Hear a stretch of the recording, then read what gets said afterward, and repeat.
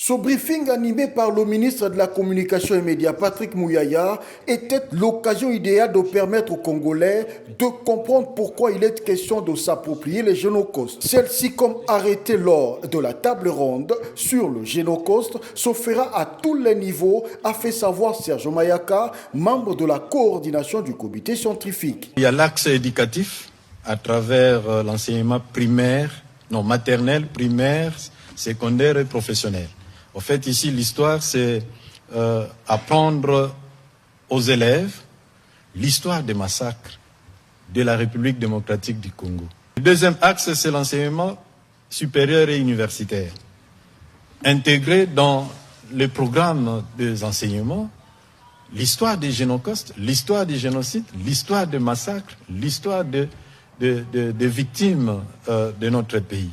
Axe politique mémoriel.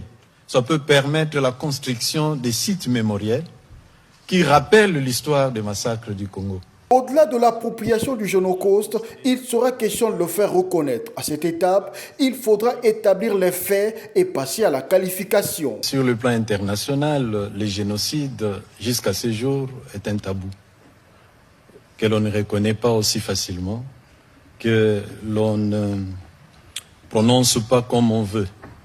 C'est tout un cheminement jusqu'à l'aboutissement de la reconnaissance.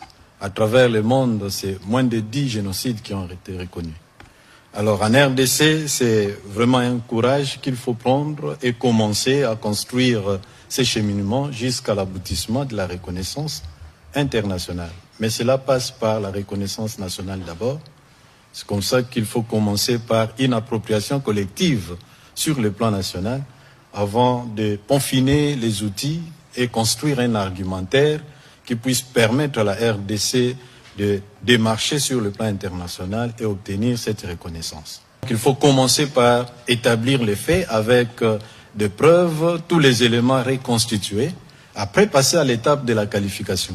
Il faut noter que le génocauste reste un concept initié pour commémorer les victimes de l'agression et le génocide, lui, est un terme juridique permettant de définir un massacre.